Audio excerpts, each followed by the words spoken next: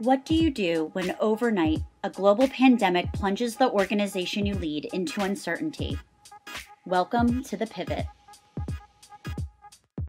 Hi, everybody. Jen DeVore here, host of The Pivot and Civic Impact Manager at the Economy League of Greater Philadelphia. Thank you so much for watching today's show.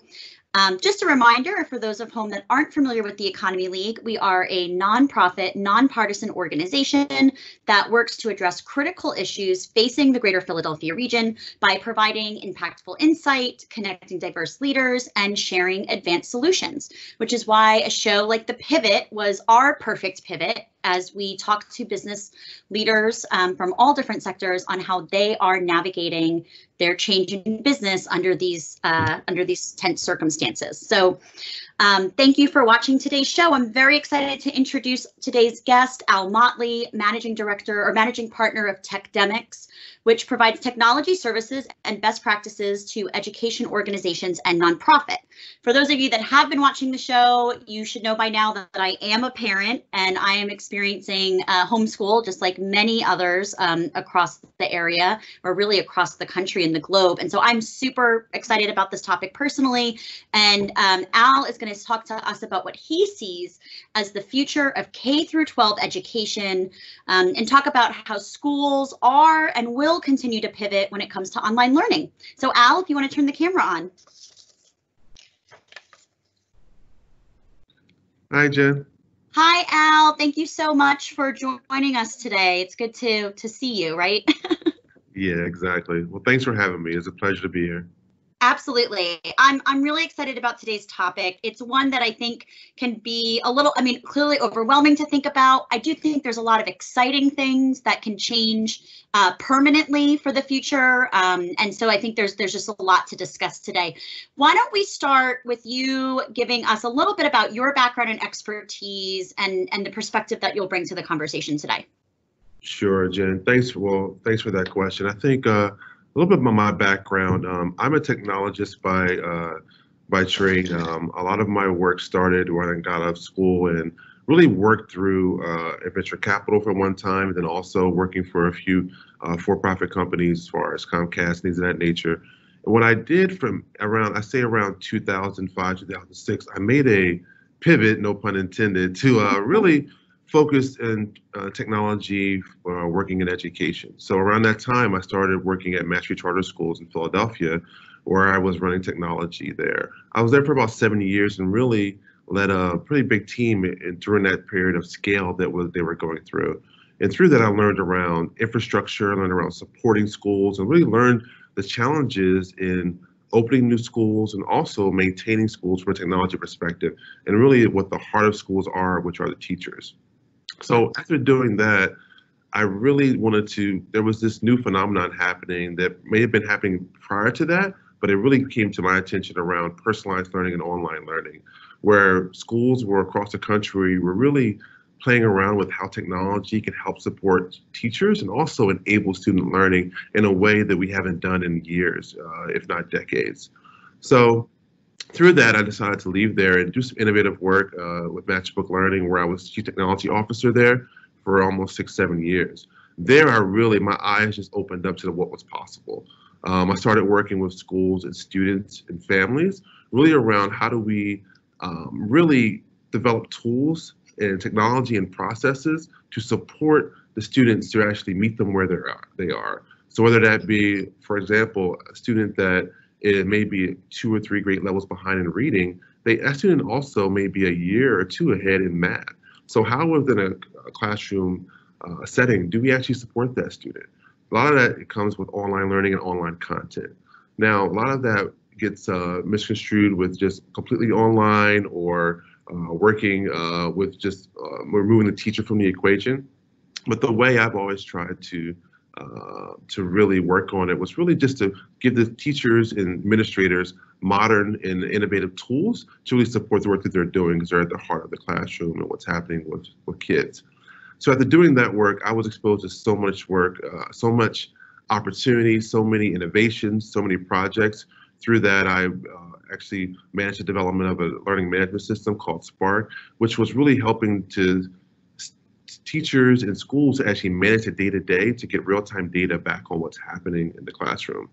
And through that, I then decided to make another change in my career to really start to become an entrepreneur and do my own work through TECHADEMICS, where we are now. And through that, I decided that there was really three major things that was affecting what was happening in communities and cities. It was education, charitable giving, and philanthropy. And the third was just civic engagement. Those three things were areas where, unfortunately, technology has been there, but sometimes it's not invested in as much as other industries have been doing. So I decided to actually concentrate on those three areas in TECHADEMICS to really provide high-level strategy, really some of the best practices that come from the tech industry, finance sector, and bring that to the nonprofit sector and social impact sector. Those things are really crucial and important because that's really having a data-driven culture and technology driven innovations available to those industries that we were talking about are really crucial for me. So I've been doing that for the last few years. We're doing outsourced CIO and CTO service, and it's been really helpful, and especially at this time we're in now. That's great. And I think, the business of nonprofits, and I think putting education in there, it is so important. And it is like, I think it's a little bit of a hot take, right? Depending on, who you're talking to, but it's something that if it was a little bit more taboo to think of it that way in the past, like we have no choice but to think about it right now, because everything's relating back to the economy. We're, for the first time for many industries, seeing how it's all interconnected. And like, the phrase comes to mind, like every company is a tech company in some respects now. So I think education is no exception to that. So yeah, no, thank you for sharing that great experience. And I think it's good too for this conversation that you're bringing your experience in Philly, but then also, the more national perspective from different clients and stuff. So I think that's going to be really important too, that we're not just looking at ourselves of how to fix this, but we're taking examples from other cities and other best practices, which again is something that maybe Philadelphia hasn't always embraced as much as we could have or should have in the past. Yeah, Jen, that's a really good point. I think my work over the last, probably prior to that, last 10 years or so was really around establishing best practices through investments through Gates Foundation, Chan Zuckerberg Initiative to help build the classroom of the future. But that was happening in other areas outside of Philadelphia at the time. So helping Newark, New Jersey, Detroit, Michigan, DC, other areas in California where innovation was happening in pockets, although innovation has been happening in our backyard here in Philadelphia. It just hasn't scaled to the level of being a completely online district or online charter school network or private schools. So I think that lens is important for me because I don't like to reinvent the wheel. And there's such amazing things happening across the country of things that are working and really driving kids' outcomes. Yeah, and for me personally, like I'm a big public school advocate. I send my daughter to a public school, but I do think that there's so much learning because this is all new for us, for the public school community for the most part. But to your point, there are other schools in Philadelphia that the future of the classroom is they're present right now. So that's what I'd love to ask you, and that's such a big question, but I think it's I want to talk about the future of education and what that looks like. But first, I guess because this is fairly new to the Philadelphia school district, let's talk about what it took to get our kids learning and our teachers teaching online in response to the pandemic, because I remember getting that call on a Friday at like 3:30 that schools were closing. And from a parent perspective, obviously, we had our own things going on, but like I'm just curious what the kind of behind the scenes may have looked like and what that took. Yeah, Jen, that's a really good point. I think things happened really fast for all of us in the last couple of months, and what we've seen is really, really amazing innovation, and also a lot of our industries, especially schools, operating and pivoting in such a fast manner than they would have in their existence. So I would think if you look behind the scenes, specifically what the school district had to do, and also others within the area, it was probably one of the biggest shifts they've had to make. And you think about the district in particular, school district. I think what people sometimes, when you think about it, it's not just the online learning and actually delivering instruction. There's the infrastructure. There's actually the things around keeping students safe and also taking care of the things that we take for granted sometimes because of socioeconomic and diversity that the school district has to think through. So you saw a big push on just making sure kids had meals and making sure that they were distributing meals to families that may rely on the school as they're probably the healthiest meal they get that day. So you saw that focus on just wellness, whole child development, making sure that there was safety there first. And at the same time, I'm sure there was parallel things happening to try to have this massive business model shift, because at the end of the day, schools, they are businesses in the way that they deliver. They have to have processes, systems behind the scenes that shift things. So I think the first thing was around, okay, how do we make sure that our kids stay healthy to a way that they can have optimal ways to learn? So you saw that around how they would provide meals. And the second thing was probably a deep analysis, and some of this information I'm sure they had already, but because the kids were coming to them every day, they were doing stuff at a different pace as far as making sure there was access to internet services or hardware at home. Yeah. At the scale that the district supports students, that's a lot of different devices. That's a lot of internet capabilities need to happen. So that behind the scenes, they were doing analysis on what are our gaps here? How many kids do we not have internet connection to? What information or do we not have on them? Because I think when people talk a lot about the digital divide, I think that's a very, very, you have to unpack that a little bit more. There's a digital divide about families and students who don't have access at all to internet connectivity. And then when the school districts I've worked with, most of the kids are around the 60-75% range. They have mobile access to bandwidth, and they can get on through devices in the home, either have their phone of their own or someone connected to them and their family does. But the numbers around a working computer and also consistent working internet are deeply skewed and different, are a lot lower, and that also fluctuates too. So you have your kids and families who don't have internet. Then you have your kids and families who don't have consistent working internet. Then you have your kids and families who have internet, but they have insufficient bandwidth. So there's a bandwidth divide as well, and that's important to note, because to go shift to online learning and absorb some of this great video and multimedia content that's happening, that your bandwidth has to be at certain levels. If you saw recently, Comcast raised the bandwidth of their Internet Essentials program in the last month or so, acknowledging that, knowing that there would be a spike in home learning, working from home, and virtual work for employees. And also, the one thing that people don't realize, even depending on your socioeconomic status, we have a lot of smart devices in the home, whether you're intending to have a smart home or not, that really affect the way that your home internet operates. And so I think they had to tackle that in a way that was such a huge lift. And that's why you saw that take several weeks to unpack. That developed that took partnerships from Comcast, which we have the privilege of having them in our backyard in Philadelphia. That took a lift from hardware suppliers, because people said, let's just get Chromebooks.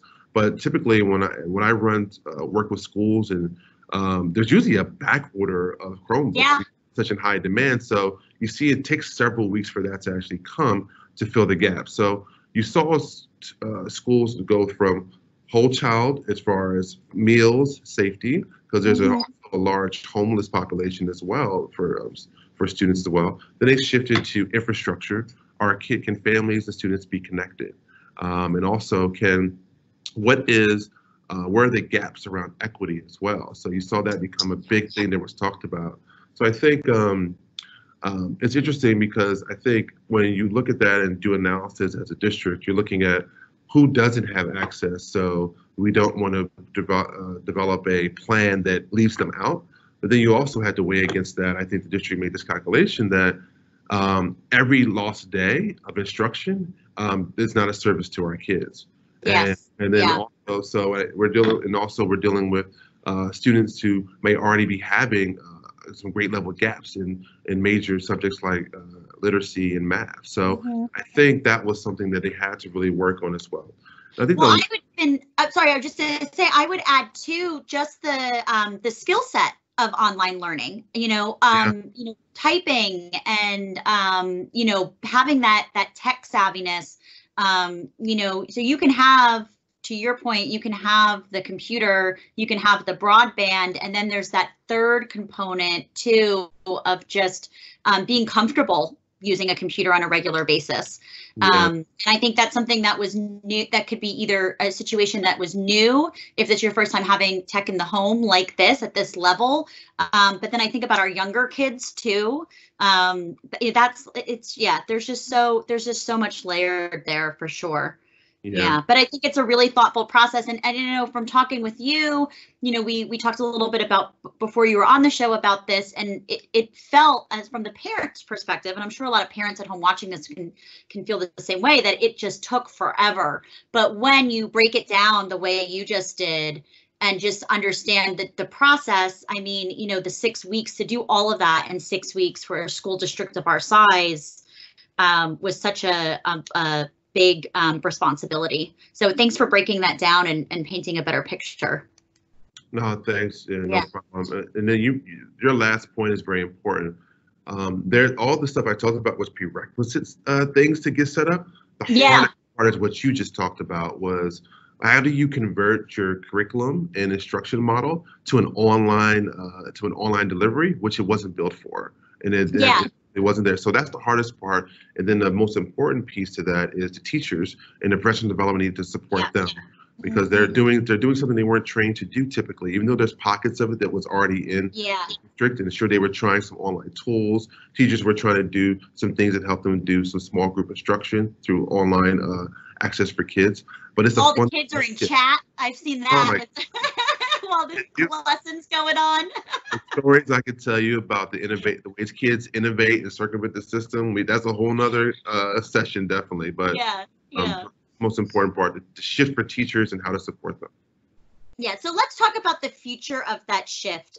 So we're adjusting now, right? And I think education, like so many things, no matter how we enter the recovery stage or reopen, like there's some things that we just won't go back to, and that could be for the better, right? That could be a more equitable playing field for technology in the home. It could be new skill sets and new ways of educating for our teachers. So what does the future of education look like as we prepare to enter into the fall and beyond that too? Yeah, that's a great question, Jen. I think this is what excites me. And if you look for something while we're going through what the society is going through, I think there's some things that we can look at and see what the future can bring. And this education is one thing. I think there's been people working on this issue around innovation in education for 10, 20 years. Yeah. And now everyone's attention is there, and we're actually seeing it happen. So I think this is exciting because the shift is happening. And then I think people are realizing now, and especially the people I'm working with now in schools, districts, and even on the higher ed side, that it's not just about the fall and actually trying to make sure that you have something. That's what happens as far as what you're going to do in September when kids come back. It's about what are those things can be permanent to actually make sure we have academic continuity no matter what happens. You think of something as simple as snow days, and how when it's snow day, that's a day loss of instruction. We typically make that up at the back end, or we lose a professional development day or a long weekend. These are things that we can take in innovation in the future of education to actually make sure that we don't lose those things tomorrow, and we'll change policy as well. So to your question, the future of education looks really good. It really involves having schools have the capability to deliver instruction to students no matter where they are. And also the most important piece to that is not just online learning. It's the systems and processes in place to make sure there's a seamless transition between being in the classroom, being at home, or wherever that student is, and making sure teachers have the tools to track that and progress monitor as students have to pivot back and forth between those things. And I think that's really important for as we think about uncertainty towards next school year around the different models that schools will have to develop, whether it's a hybrid model, of some students at home, some students in the school, whether it be all students at home, and what schools are scenario planning for that in a way that that's really probably going to be a really big shift for them for next year. So the future looks like a place where we have the tools that actually help them deliver really academic agnostic programs that really can help them give the teacher the power to see where kids are at, also deliver personalized content to students that meet them where they are, depending on whether they're below or above grade level, and also the ability to really track that really aggressively. I think the key to when I've seen good teaching happening in schools, they're really, really good at tracking the way kids are actually following the scope and sequence or curriculum that the school has laid out. And then when you have the biggest gap you have with online learning sometimes is if you're not used to and you don't have the right tools, it feels like you have a blind spot there and you don't have the kids right in front of you. But actually with the right tools that some are here and some aren't here yet, you can actually have a better vantage point of where the kids are and have more real-time information about what they're working on, how long they've been working on it, how are they doing on the stuff that you actually did in that class today.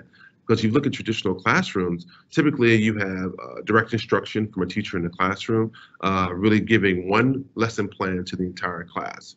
And then you have kids within that class that either that's too far ahead of where they are. Some kids that's just in time and they're ready for that. And some kids, they're more advanced in that. So you may see them acting out a little bit or feeling like they're a little bit bored. So with online learning, there's a future that you can deliver what the kids need at their level, and then give some agency back to the student to explore, to innovate, to just really see what's at their fingertips in this information age. So I really think the future of education looks really good, and some of those elements are here, so it's not too far off.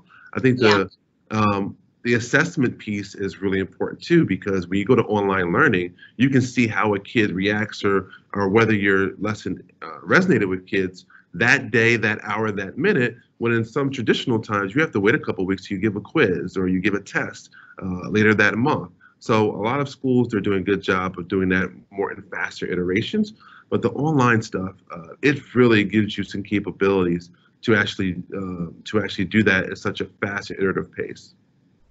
Yeah, no, absolutely. And I know from talking to some teachers, and this is all like very candidly, of course, but I mean, the data, which I think is what that the better opportunity to observe children in the online classroom, I think can relate into data. And the data is just so important for teachers to understand where everyone's at, how to make adjustments. I think, how the data is interpreted is something, it's a whole other conversation, but it just presents such a greater opportunity to get those tools and resources for teachers so that they can make, better decisions with how they run their classroom. I think that is an exciting new way to think about it. And that's part of why I wanted to have you on too, Al, because I think, this is an interesting way, one, to think of how businesses that maybe haven't had the opportunity to use tech can start to incorporate that. But then also the way that education right now and that triggering word homeschool has been put out, it's just such a heavy term right now. But there is some new things that are going to come out of this that are going to make it better. So I think it's great that you're able to highlight that. And I want to go back to something you said earlier about how you and your business take examples from other industries and apply them to whatever tech setup you're working on for your clients. What are some of the techniques and tools that the school district and even teachers directly can take from other industries and sectors?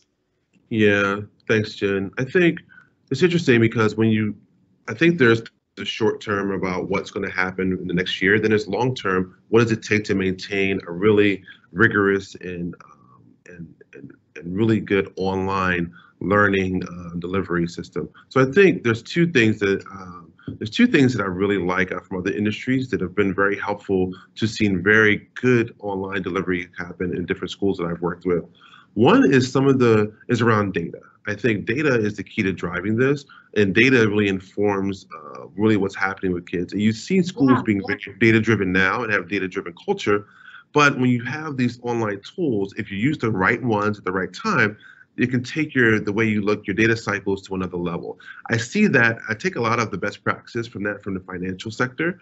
The financial sector does a lot of good work around real-time data at the right time. And the way you see the way they use dashboards to monitor what's happening in the stock market, the way they manage to see how you monitor spending, things of that nature, and the indicators, absolutely, yeah. Indicators, and then if you see some of the really good tools out there in the ed tech world, actually have built dashboards built off some of the best practices from those worlds in a way that you have to have data immediately and get it back to the teachers who can really use that to inform the next steps of their instruction and how they're going to gap fill for kids. And that's really important.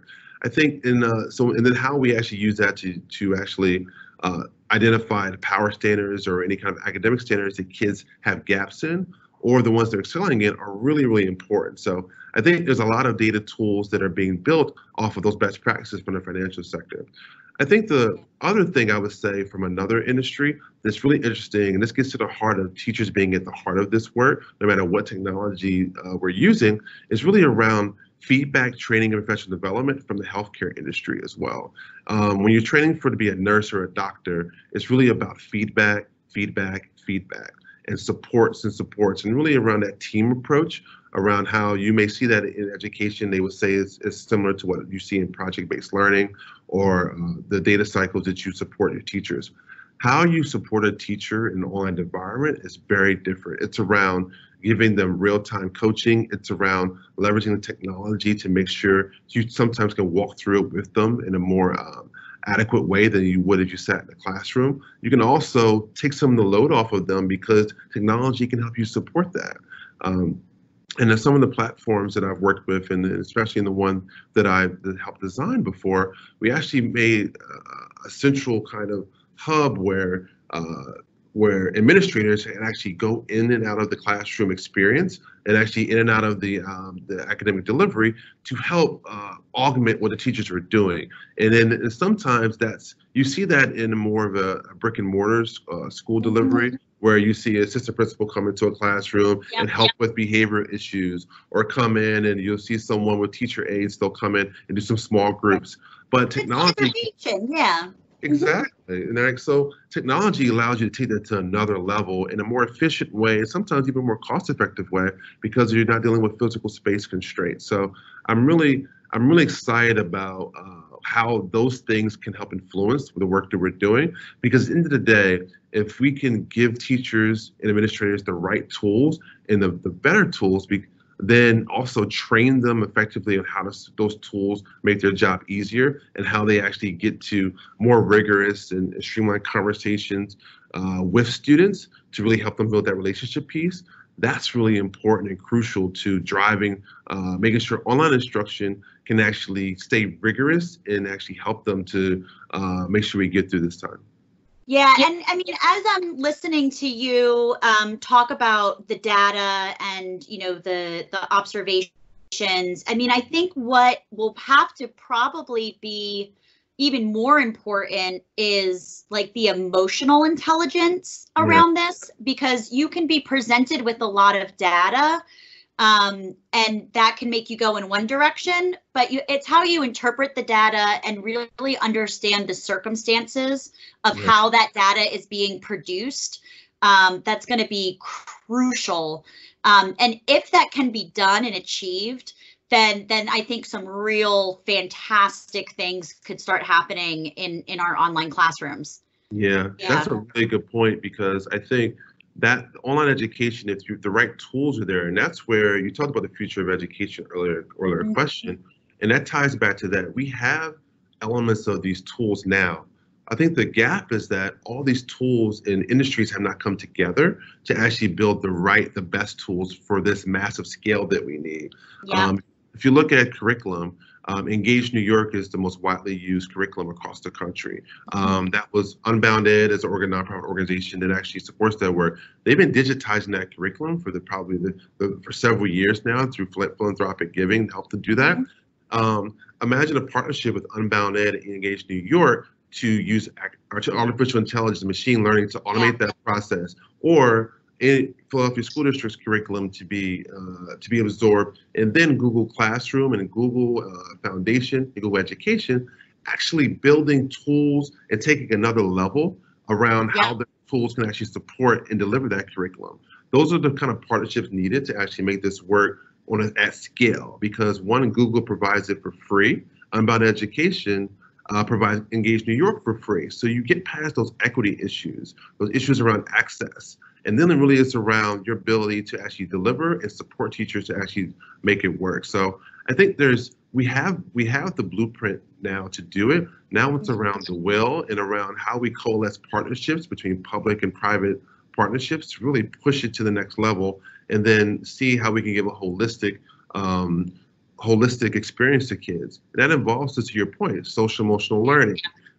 Teachers having visibility on special needs that their students have, visibility on what's happening at home, not to violate privacy, but to have more context around how to best serve that kid day to day. So I think that's something that is really exciting about what can happen with the right tools that we're seeing similar to other industries. You have it in medicine right now. When a doctor comes to your room or a nurse, they have so much more information at their fingertips than what a teacher has about a student.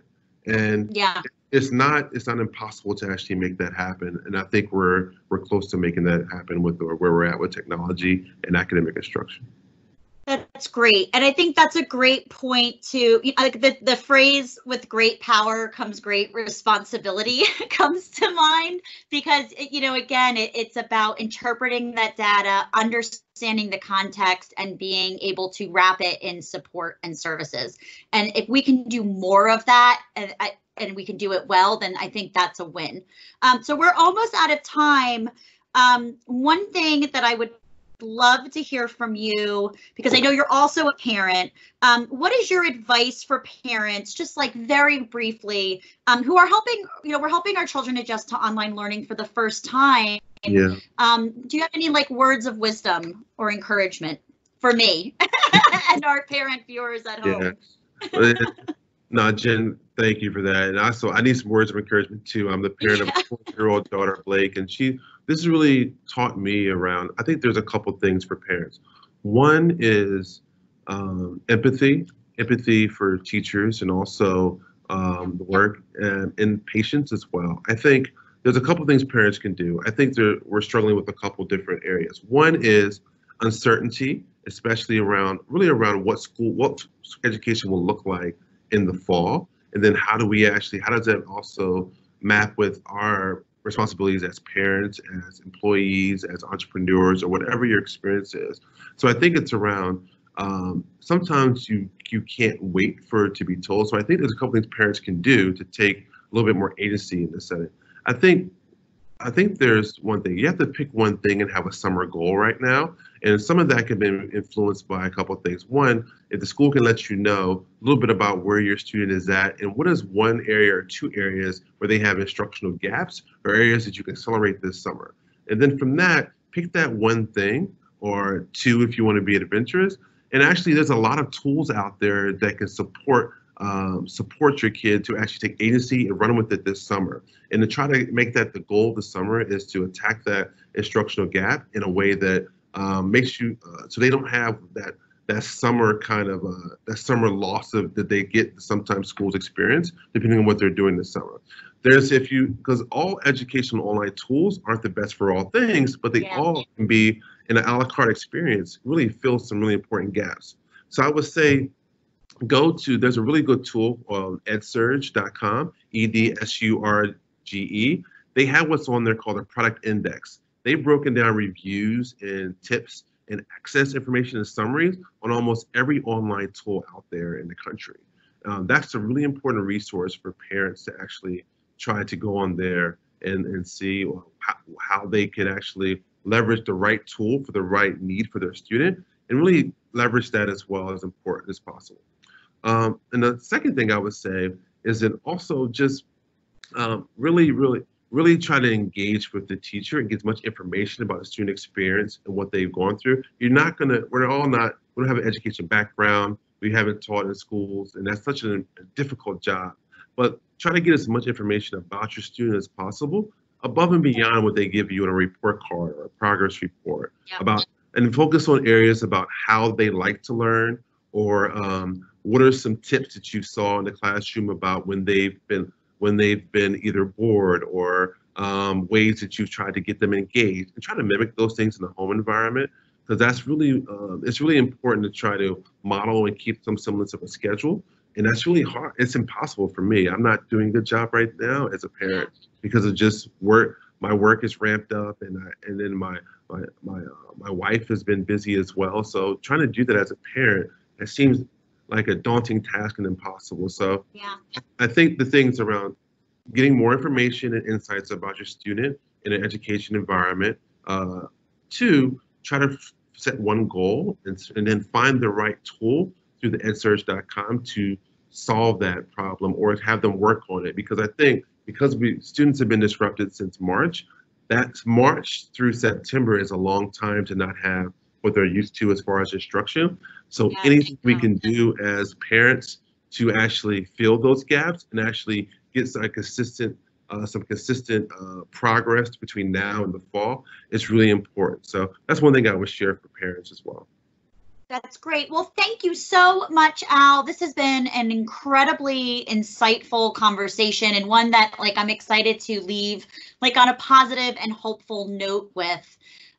So thank you so much. That was Al Motley, founder and managing partner of TECHADEMICS. You can find them at techademics.tech. And then Al is also on LinkedIn, as is his company. Al, if people wanted to reach out to you to learn more about your services and how you help people go online and do so much more, what's the best way for them to contact you?